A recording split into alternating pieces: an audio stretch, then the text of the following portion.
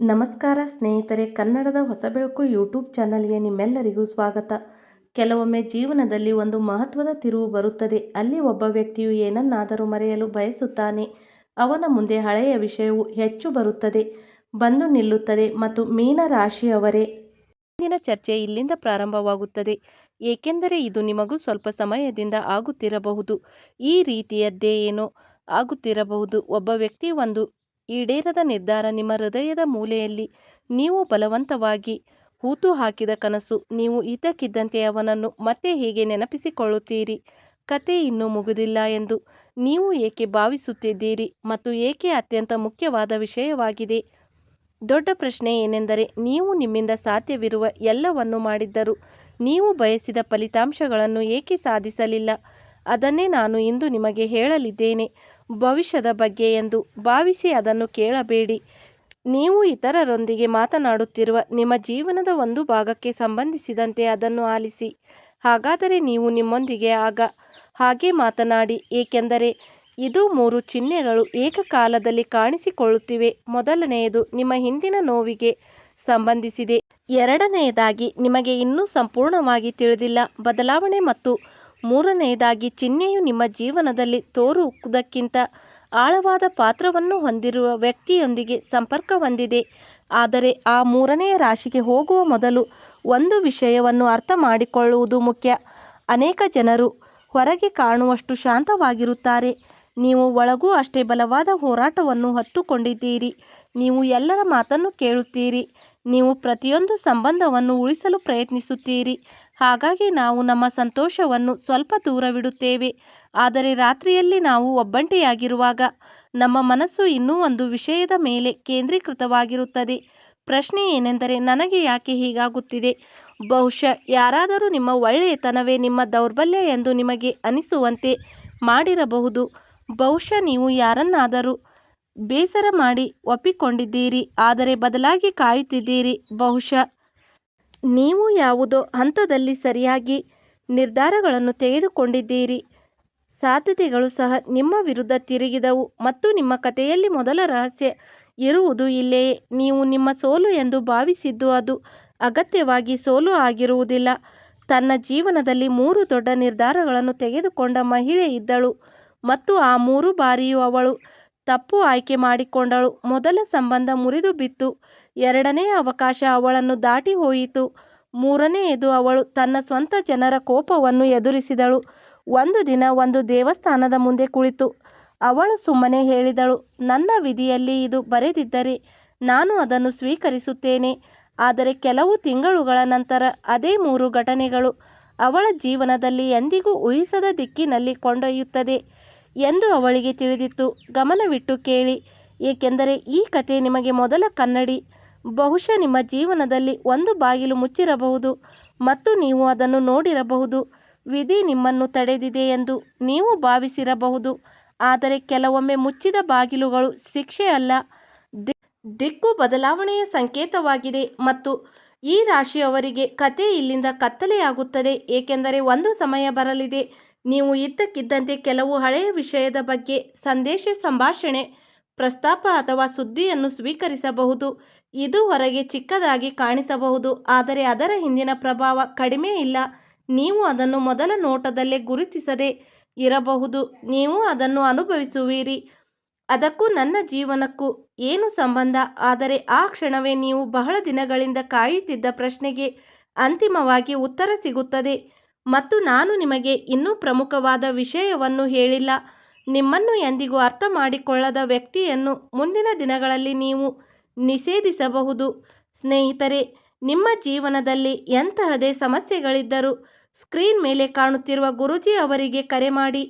ಗುರೂಜಿ ಅವರು ವಿದ್ಯೆ, ಉದ್ಯೋಗ, ವ್ಯಾಪಾರ, ಗಂಡ ಹೆಂಡತಿ ಕಲಹ, ಅತ್ತೆ ಸೊಸೆ ಕಲಹ, ಮದುವೆ ವಿಳಂಬ, ಸಂತಾನ ಸಮಸ್ಯೆ, ಶತ್ರುಕಾಟ, ವಶೀಕರಣ ಇನ್ನೂ ಮುಂತಾದ ಸಮಸ್ಯೆಗಳಿಗೆ ತುಳುನಾಡಿನ ದೈವಾರಾಧನೆಯಿಂದ ಹಾಗೂ ಶ್ರೀ ಶಿರಡಿ ಸಾಯಿಬಾಬಾ ದೈವಿಕ ಶಕ್ತಿಯಿಂದ ಶೀಘ್ರ ಶಾಶ್ವತ ಪರಿಹಾರ ಮಾಡಿಕೊಡುತ್ತಾರೆ. ಸ್ನೇಹಿತರೆ, ನಿಮ್ಮ ಮೌಲ್ಯವನ್ನು ಒಪ್ಪಿಕೊಳ್ಳುವ ಮೊದಲು ವ್ಯಕ್ತಿಯವರಾಗಿರಬಹುದು, ಆದರೆ ಅವರು ಹಿಂತಿರುಗುತ್ತಾರೆಯೇ? ಹಳೆಯ ಸಂಬಂಧ ಮತ್ತೆ ಚಿಗುರೊಡೆಯುತ್ತದೆಯೇ? ಅಥವಾ ದೇವರು ನಿಮಗಾಗಿ ಸಂಪೂರ್ಣವಾಗಿ ಹೊಸ ಮಾರ್ಗವನ್ನು ತೆರೆಯುತ್ತಾನೆ? ಮುಂದಿನ ಭಾಗದಲ್ಲಿ ಸುಳಿವುಗಳು ಸ್ಪಷ್ಟವಾಗುತ್ತವೆ. ನೆನಪಿಡಿ, ಪ್ರತಿಯೊಂದು ಅಪೂರ್ಣ ಕಥೆಯು ದುಃಖದಲ್ಲಿ ಕೊನೆಗೊಳ್ಳುವುದಿಲ್ಲ. ಕೆಲವು ಕಥೆಗಳು ಅಪೂರ್ಣವಾಗಿ ಉಳಿಯುತ್ತವೆ ಏಕೆಂದರೆ ಅವುಗಳ ನಿಜವಾದ ಅಧ್ಯಾಯ ಇನ್ನೂ ಅಪೂರ್ಣವಾಗಿದೆ. ಇದು ನಿಮ್ಮ ಅಂತರಂಗದಲ್ಲಿ ಎಲ್ಲೋ ಆಳವಾಗಿ ಮುಟ್ಟಿದ್ದರೆ ನಿಮ್ಮ ಹೃದಯದಲ್ಲಿ ನಂಬಿಕೆ ಎಂಬ ಪದವನ್ನು ಕಮೆಂಟ್ ಬಾಕ್ಸ್ನಲ್ಲಿ ಬರೆಯಿರಿ, ಏಕೆಂದರೆ ನಂತರದ ಚಿಹ್ನೆಗಳು ಇರುವ ಸಮಯವು ನಿಮ್ಮ ಮುಂದಿನ ದೃಷ್ಟಿಕೋನವನ್ನು ಸಂಪೂರ್ಣವಾಗಿ ಬದಲಾಯಿಸಬಹುದು.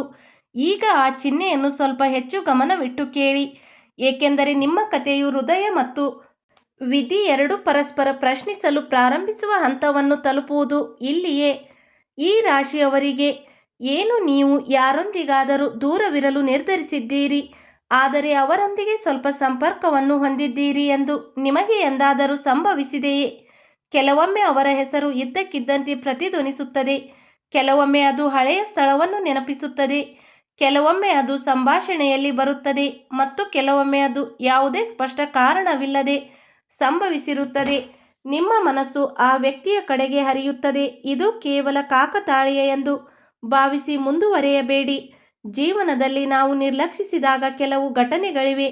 ಕಾಲವೇ ಅವುಗಳಿಗೆ ಅರ್ಥವನ್ನು ನಮಗೆ ಬಹಿರಂಗಪಡಿಸುವವರೆಗೆ ನಾವು ಅವುಗಳನ್ನು ಅರ್ಥ ಮಾಡಿಕೊಳ್ಳಲು ಸಾಧ್ಯವಿಲ್ಲ. ಮತ್ತು ಇಲ್ಲಿ ಇನ್ನೊಂದು ಕಥೆ ಇದೆ. ಒಬ್ಬ ಮನುಷ್ಯನಿದ್ದನು.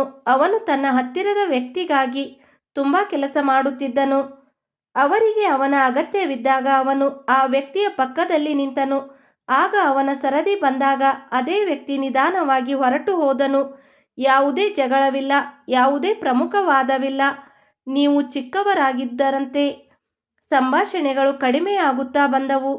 ಆದರೆ ಒಂದು ದಿನ ನಿಮ್ಮಿಬ್ಬರ ನಡುವೆ ಕೇವಲ ನೆಪಗಳು ಮಾತ್ರ ಉಳಿದುಕೊಂಡಿದ್ದವು. ಅವನು ಆಗಾಗ್ಗೆ ಹೋಗಿ ನನ್ನ ತಪ್ಪೇನು ಎಂದು ಕೇಳಲು ಯೋಚಿಸುತ್ತಿದ್ದನು, ಆದರೆ ಪ್ರತಿ ಬಾರಿಯೂ ಅವಳ ಸ್ವಾಭಿಮಾನ ಅವಳನ್ನು ತಡೆಯಿತು. ಸಮಯ ಕಳೆದು ಹೋಯಿತು. ನಂತರ ಒಂದು ದಿನ ಅದೇ ವ್ಯಕ್ತಿ ಇದ್ದಕ್ಕಿದ್ದಂತೆ ಅವಳ ಮುಂದೆ ಕಾಣಿಸಿಕೊಂಡನು. ಕೆಲವು ನಿಮಿಷಗಳ ಕಾಲ ಇದು ನಡೆಯಿತು. ಆದರೆ ಆ ಕೆಲವು ನಿಮಿಷಗಳಲ್ಲಿ ಅವನು ತನ್ನ ವಿರುದ್ಧ ಯೋಚಿಸುತ್ತಿದ್ದನು. ಅರಿತುಕೊಂಡನು, ಆ ಪರಿಸ್ಥಿತಿ ವಾಸ್ತವವಾಗಿ ಅವನ ಜೀವನಕ್ಕೆ ಬೆದರಿಕೆಯಾಗಿತ್ತು, ಅವನನ್ನು ಬೇರೆಯದೇ ದಿಕ್ಕಿಗೆ ತಳ್ಳುತ್ತಿತ್ತು. ಈಗ ಊಹಿಸಿ, ಆ ಸಂಬಂಧ ಮುಂದುವರೆದಿದ್ದರೆ ಅವನು ಆ ಹೊಸ ಹಾದಿಯನ್ನು ತಲುಪಲು ಸಾಧ್ಯವಾಗುತ್ತಿತ್ತು. ನೀವು ಕೂಡ ಈ ರಾಶಿಯವರಾಗಿದ್ದರೆ, ನಾನು ಏನನ್ನಾದರೂ ಕಳೆದುಕೊಂಡಿದ್ದೇನೆ ಮತ್ತು ಅದು ನನ್ನ ಬಳಿ ಇದ್ದಿದ್ದರೆ ನನ್ನ ಜೀವನ ಹೇಗಿರುತ್ತಿತ್ತು ಎಂದು ನೀವು ಇನ್ನೂ ಯೋಚಿಸುತ್ತಿದ್ದೀರಿ. ಕೆಲವೊಮ್ಮೆ ದೇವರು ನಮಗೆ ಬೇಕಾದ್ದನ್ನು ಕೊಡುವುದಿಲ್ಲ, ಏಕೆಂದರೆ ನಾವು ಕೇಳದೇ ಇರುವ ವಿಷಯಗಳಿಗೆ ಆತನು ನಮ್ಮನ್ನು ಸಿದ್ಧಪಡಿಸುತ್ತಿದ್ದಾನೆ. ಮತ್ತು ಈಗ ಒಂದು ಸೂಕ್ಷ್ಮ ಚಿಹ್ನೆ ಹೊರಹೊಮ್ಮುತ್ತಿದೆ. ನಿಮ್ಮ ಜೀವನವನ್ನು ಸೂಕ್ಷ್ಮವಾಗಿ ಗಮನಿಸುತ್ತಿರುವ, ಆದರೆ ತನ್ನ ಮಾತುಗಳನ್ನು ಉಳಿಸಿಕೊಳ್ಳಲು ಪ್ರಯತ್ನಿಸುತ್ತಿರುವ ಯಾರಾದರೂ ನಿಮ್ಮ ಸುತ್ತಲೂ ಇರಬಹುದು.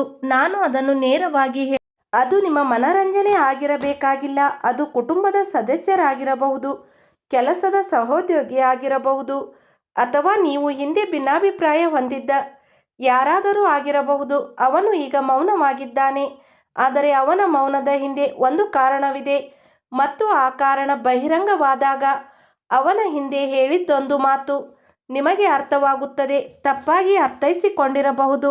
ಅದಕ್ಕಾಗಿಯೇ ನೀವು ಇಂದು ಆತುರದ ತೀರ್ಮಾನಗಳಿಗೆ ಬರಬಾರದು.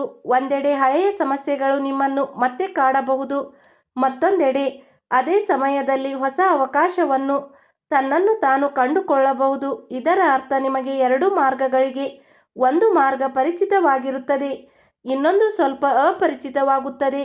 ಮತ್ತು ಅತ್ಯಂತ ಆಸಕ್ತಿದಾಯಕ ವಿಷಯವೆಂದರೆ ನಿಮ್ಮ ಮನಸ್ಸು ಹಳೆಯ ಮಾರ್ಗವನ್ನು ಗುರುತಿಸುತ್ತದೆ, ಆದರೆ ನಿಮ್ಮ ಸನ್ನಿವೇಶಗಳು ನಿಮ್ಮನ್ನು ಹೊಸ ದಾರಿಯತ್ತ ತಳ್ಳುತ್ತಿರಬಹುದು. ಇಲ್ಲಿಂದ ಮೂರನೆಯ ರಹಸ್ಯ ಪ್ರಾರಂಭವಾಗುತ್ತದೆ, ಏಕೆಂದರೆ ಮುಂಬರುವ ದಿನಗಳಲ್ಲಿ ಕೇವಲ ಹಣ ಅಥವಾ ಸಂಬಂಧಗಳನ್ನು ಮಾತ್ರವಲ್ಲದೆ ನಿಮ್ಮ ಸ್ವಂತ ಘನತೆ ಮತ್ತು ಭವಿಷ್ಯವನ್ನು ಒಳಗೊಂಡಿರುವ ನಿರ್ಧಾರವನ್ನು ಎದುರಿಸಬೇಕಾಗಬಹುದು. ಈ ಹೆಜ್ಜೆ ಇಡುವುದರಿಂದ ಯಾರಿಗಾದರೂ ಬೇಸರವಾಗಬಹುದು ಎಂದು ನಿಮಗೆ ಅನಿಸುತ್ತದೆ. ನೀವು ಹಾಗೆ ಮಾಡುತ್ತಿದ್ದರೆ ನೀವು ಒಂದು ದೊಡ್ಡ ಅವಕಾಶವನ್ನು ಕಳೆದುಕೊಳ್ಳಬಹುದು. ಇದು ಈ ರಾಶಿಯವರಿಗೆ ದೊಡ್ಡ ಪರೀಕ್ಷೆಯಾಗಿದೆ.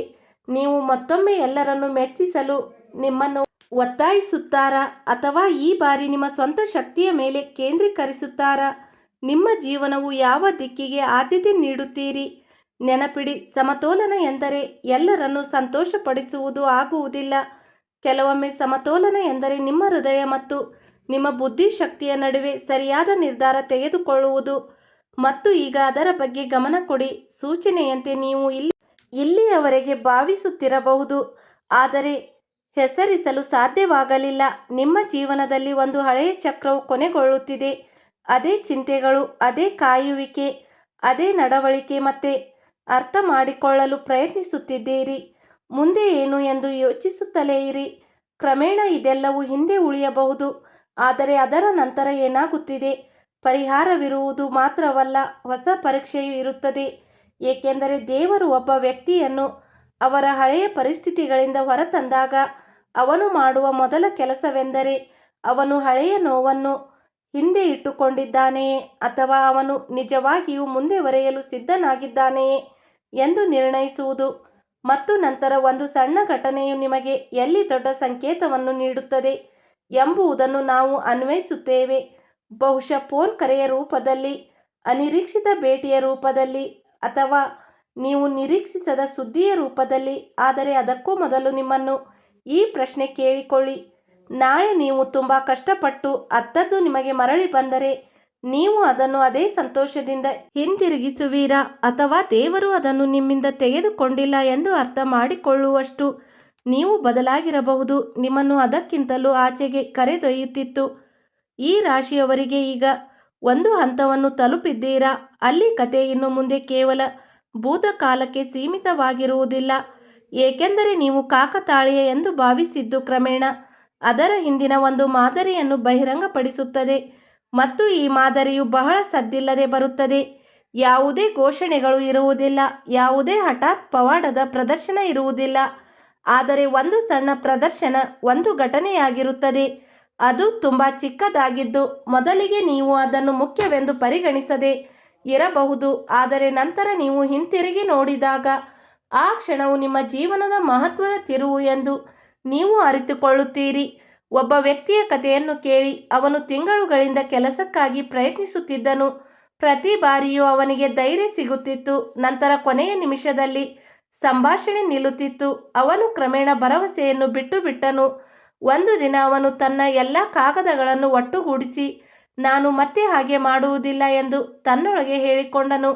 ಬಹುಶಃ ಅದು ನನಗಾಗಿ ಅಲ್ಲ. ಅದೇ ಸಂಜೆ ಅವನಿಗೆ ಕರೆ ಬಂದಿತು. ಕರೆ ಮಾಡಿದವನು ಸ್ವಲ್ಪ ಸಮಯದ ಹಿಂದೆ ನೀವು ಅವನಿಗೆ ಕಳುಹಿಸಿದ ಕೆಲಸದ ಬಗ್ಗೆ ಮಾತನಾಡಲು ಬಯಸುವುದಾಗಿ ಹೇಳಿದನು. ಅವನು ಆಘಾತಕ್ಕೊಳಗಾದನು. ಅಧ್ಯಯನ ಮುಗಿದಿದೆ ಎಂದು ಅವನು ಭಾವಿಸಿದನು. ಆದರೆ ನಿಜವಾದ ವಿಷಯವೆಂದರೆ ಆ ಹಿಂದಿನ ಪ್ರಯತ್ನದ ಫಲಿತಾಂಶಗಳು ಅವನು ಕೇಳಿದ ರೂಪದಲ್ಲಿ ಎರಡನೇ ಅವಕಾಶವಾಗಿ ಒದಗಿ ಬಂದಿತು. ಅದು ಮೊದಲನೆಯದಕ್ಕಿಂತ ಉತ್ತಮವಾಗಿರುತ್ತದೆ. ಈಗ ಈ ಕಥೆಯನ್ನು ನಿಮ್ಮ ಸ್ವಂತ ಜೀವನಕ್ಕೆ ಅನ್ವಯಿಸಿ. ನಾನು ತುಂಬ ಪ್ರಯತ್ನಿಸಿದೆ, ಈಗ ಏನು ಪ್ರಯೋಜನ ಎಂದು ನೀವು ಎಷ್ಟೋ ಬಾರಿ ಯೋಚಿಸುತ್ತಿದ್ದೀರಿ. ನೀವು ಎಷ್ಟೋ ಬಾರಿ ಉತ್ತರಕ್ಕಾಗಿ ಕಾಯುತ್ತಿದ್ದೀರಿ ಮತ್ತು ಬಹುಶಃ ಅದು ಹಾಗೆ ಇರಬಾರದಿತ್ತು ಎಂದು ನಿಮ್ಮನ್ನು ಮನವರಿಕೆ ಮಾಡಿಕೊಂಡಿದ್ದೀರಿ. ಮತ್ತು ಎಷ್ಟೋ ಬಾರಿ ನೀವು ಸಂಬಂಧಗಳನ್ನು, ಅವಕಾಶವನ್ನು ಬಿಟ್ಟುಕೊಟ್ಟಿದ್ದೀರಿ. ಅಥವಾ ನೀವು ಇತರ ವ್ಯಕ್ತಿ ಅಥವಾ ಪರಿಸ್ಥಿತಿ ನಿಮ್ಮನ್ನು ಸ್ವೀಕರಿಸುತ್ತಿಲ್ಲ ಎಂದು ಭಾವಿಸಿ ಆಶೆಗಳನ್ನು ಬಿಟ್ಟುಕೊಟ್ಟಿದ್ದೀರಿ. ಇಂದಿನ ಅತ್ಯಂತ ಆಳವಾದ ಸಂದೇಶವು ಅದರಲ್ಲಿಯೇ ಅಡಗಿದೆ. ಪ್ರತಿಯೊಂದು ವಿಳಂಬವು ನಿರಾಕರಣೆಯಲ್ಲ. ಕೆಲವೊಮ್ಮೆ ಸಮಯ ಇನ್ನೂ ಸಿದ್ಧವಾಗಿಲ್ಲ, ಕಾರಣ ವಿಳಂಬವಾಗುತ್ತದೆ. ಆದರೆ ಜಾಗರೂಕರಾಗಿರಿ, ಎಲ್ಲವೂ ಸಾಮಾನ್ಯ ಸ್ಥಿತಿಗೆ ಮರಳುವವರೆಗೆ ನೀವು ಕಾಯಬೇಕು ಎಂದು ಇದರ ಅರ್ಥವಲ್ಲ. ಏಕೆಂದರೆ ನೀವು ಮುಖ್ಯವಾದದ್ದನ್ನು ಗುರುತಿಸಬೇಕಾಗಬಹುದು. ಅದು ಸುಲಭವಲ್ಲ. ನಿಮಗೆ ಏನು ವಿಧಿಸಲಾಗಿದೆ ಮತ್ತು ಯಾವುದು ಕೇವಲ ಅಭ್ಯಾಸ ಎಂಬುದನ್ನು ನೀವು ಅರ್ಥ ಮಾಡಿಕೊಳ್ಳಬೇಕು. ವ್ಯತ್ಯಾಸ ಸೂಕ್ಷ್ಮವಾಗಿದೆ. ಯಾರನ್ನಾದರೂ ಕಳೆದುಕೊಳ್ಳುವುದು, ಮತ್ತೆ ಮತ್ತೆ ಒಟ್ಟಿಗೆ ಸೇರಲು ಬಯಸುವುದು ಒಂದೇ ವಿಷಯವಲ್ಲ. ಅವಕಾಶಕ್ಕಾಗಿ ಹಾತೊರೆಯುವುದು ಮತ್ತು ಅದನ್ನು ಅನುಸರಿಸಲು ಬಯಸುವುದು ಎರಡು ವಿಭಿನ್ನ ವಿಷಯಗಳು. ನಿಮ್ಮ ಇಡೀ ಜೀವನವನ್ನು ಪಕ್ಕಕ್ಕೆ ಇಡುವುದು ಒಂದೇ ಅಲ್ಲ. ಮತ್ತು ನಿಮ್ಮ ಮುಂದಿನ ಪರೀಕ್ಷೆ ಪ್ರಾರಂಭವಾಗುವುದು ಇಲ್ಲಿಂದಲೇ. ನಿಮಗೆ ಮುಂದಿನ ದಿನಗಳಲ್ಲಿ ವಯಸ್ಸಾದ ಯಾರೊಂದಿಗಾದರೂ ಮಾತನಾಡಲು ಅವಕಾಶ ಸಿಗಬಹುದು. ಬಹುಶಃ ಆ ವ್ಯಕ್ತಿಯ ಮುಂದೆ ಬರಬಹುದು. ಮೂರನೇ ವ್ಯಕ್ತಿ ಅದನ್ನು ಉಲ್ಲೇಖಿಸಬಹುದು.